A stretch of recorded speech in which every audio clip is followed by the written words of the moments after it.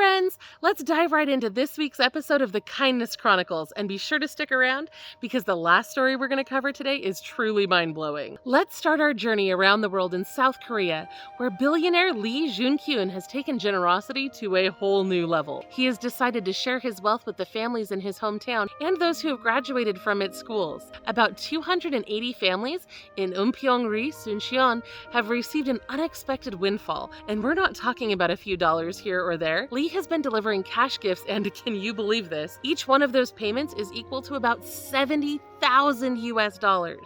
A Buyong official told UPI News Korea, quote, "Chairman Lee hoped to keep the donation thing out of the spotlight.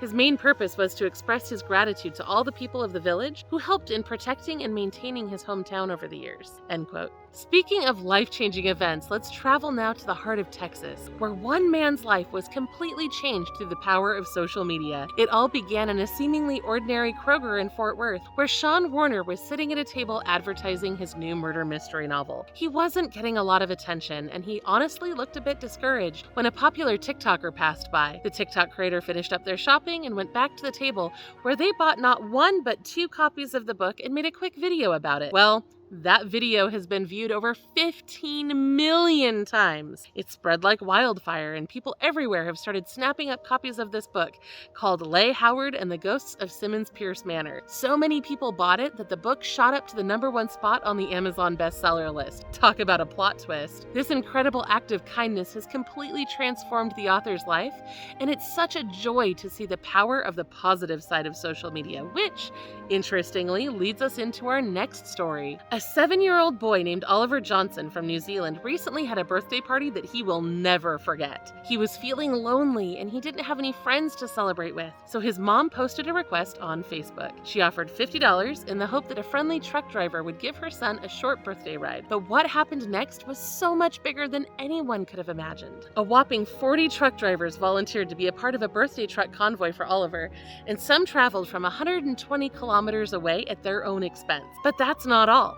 A kind-hearted woman from South Island gifted a birthday cake, and other community members pitched in to make Oliver's birthday truly unforgettable. What an amazing display of community spirit and kindness for this little boy who needed it. But that's not the only memorable event that happened this week. Let's hop across the pond to the Scottish Highlands, where the world's largest gathering of golden retrievers took place earlier this week. I didn't know this before, but golden retrievers were carefully bred at Geisishen House in Glen Affric about 155 years ago. To commemorate the event, golden retrievers from around the world gathered for a walk, musical performances, talks, workshops, and demonstrations. Dogs and their owners traveled from more than 12 different countries, including far-off Canada, the Czech Republic, New Zealand, and more to attend this event, and that is a lot of precious puppies in one place. Over in South Korea, there's more exciting animal news. Twin giant pandas were born in the country recently, and they are the first giant pandas ever born there. Aren't they cute? A viral osprey also welcomed a new hatchling this week in Colorado. This mama previously went viral when she bravely defended her eggs from a hailstorm. She laid over them, continuing to be battered by the hail, but would not leave that nest. Well, the first of her eggs hatched this week, and this is a big deal for this osprey because the Parks Department revealed she's been using the same nest since 2013, but has not had a successful hatch in over 3 years. Shortly after the hatching, the baby's father swooped in with some fresh fish, and we're hoping those other 2 eggs will hatch very soon. Meanwhile, in Kentucky, a family found a way to transform a tragic loss into a heartwarming community celebration. The Lloyd family of Bowling Green lost their loved one, Tommy Lloyd III, 2 years ago. Every year on his birthday, they encourage people to remember him by performing 3 acts of kindness. That's why July 7th is known as T3 Day in their area. Tommy's mother, Robin, beautifully explained, quote, "Blessing others blesses us. It helps us with our grief. It is a way we can get through life just by helping others and bringing a smile to other people's faces." For Tommy's birthday this year, Robin donated $300, split between 3 food trucks, to cover meals for strangers. And the Lloyd family is not alone in transforming their grief into a beacon of positivity this way. In a similar vein, the Hale family turned the anniversary of their daughter's death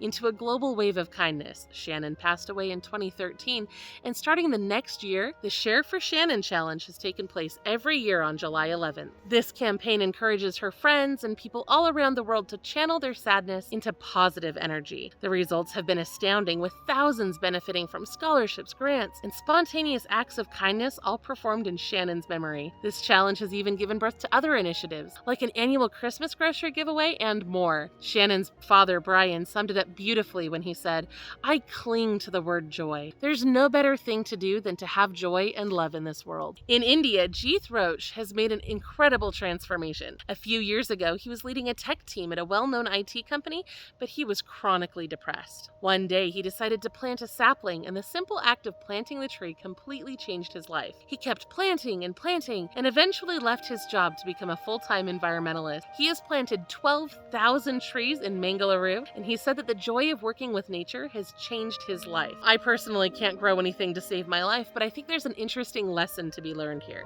It's not that working in technology is bad. For some people, that may be a perfect fit, but for others, maybe not. We focus so much on money in our world today, and a lot of people pick their professions based on what they think will be the most profitable. But what is money worth if you are completely miserable all the time? It can be soul-crushing to force yourself into a path that isn't meant for you. There is great joy to be found when you pursue what you're passionate about. Take Katsu Takahashi, for example.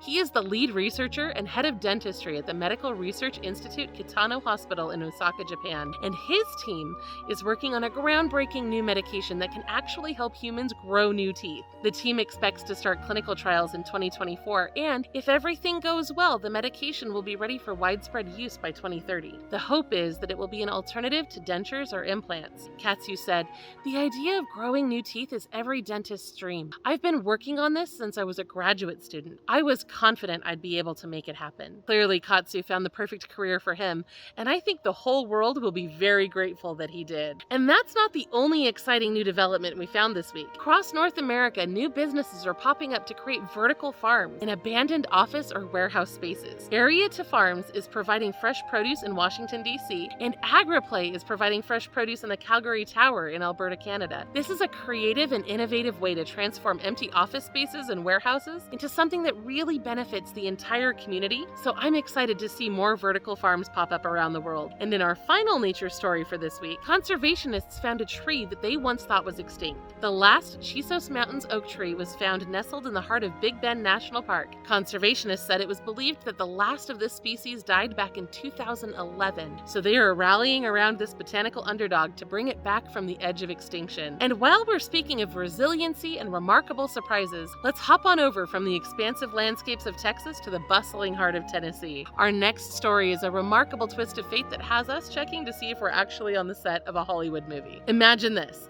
A young man named O.T. Harris lands a summer internship at his local fire station. As O.T. gets to know his mentor, Kevin, sharing stories about growing up on Hazen Street, Kevin's ears pick up. Hazen Street? He'd been there before on a very special call.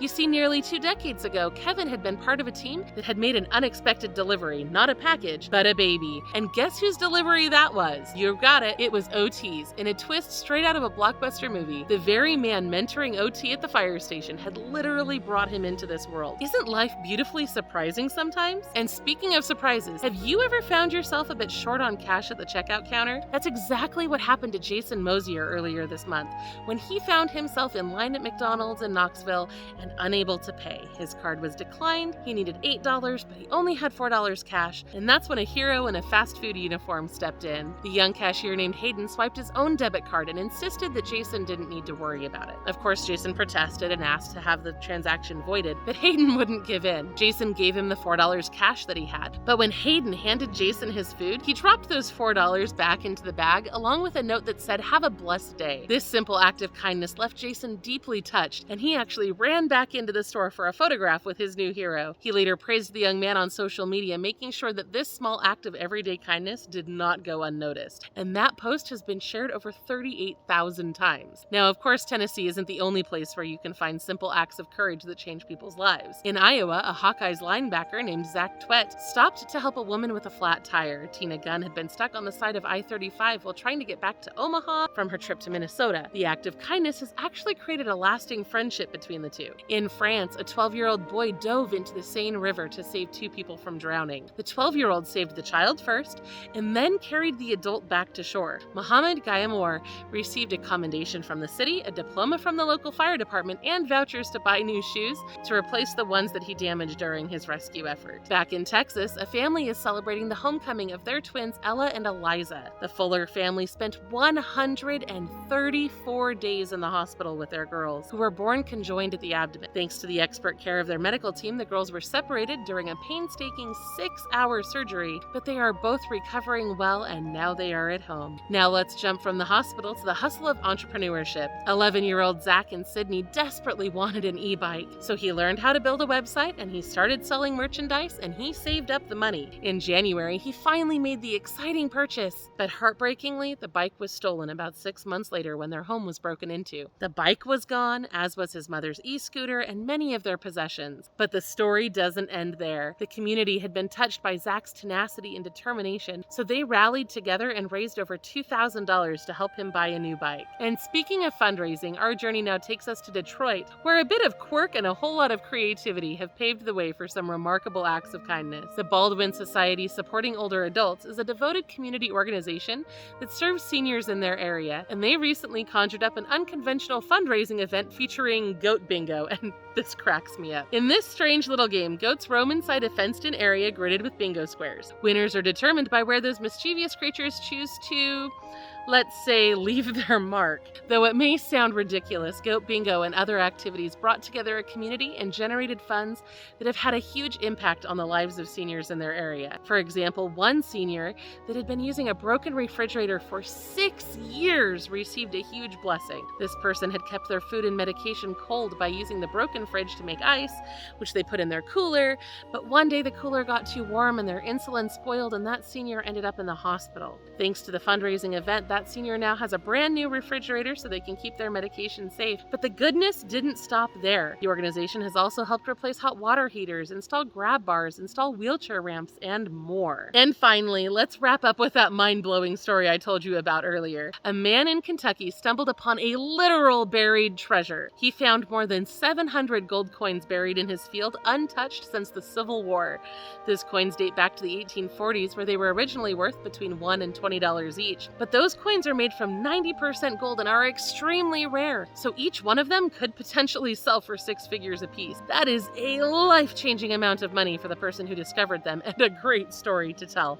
A literal buried treasure? How exciting is that? Now, on a serious note, my friends, the world is battling an epidemic of loneliness right now, so I hope you'll go out there this week, connect with the people around you, and bring some good news into your own communities as well. I love you all, and I'll see you next week.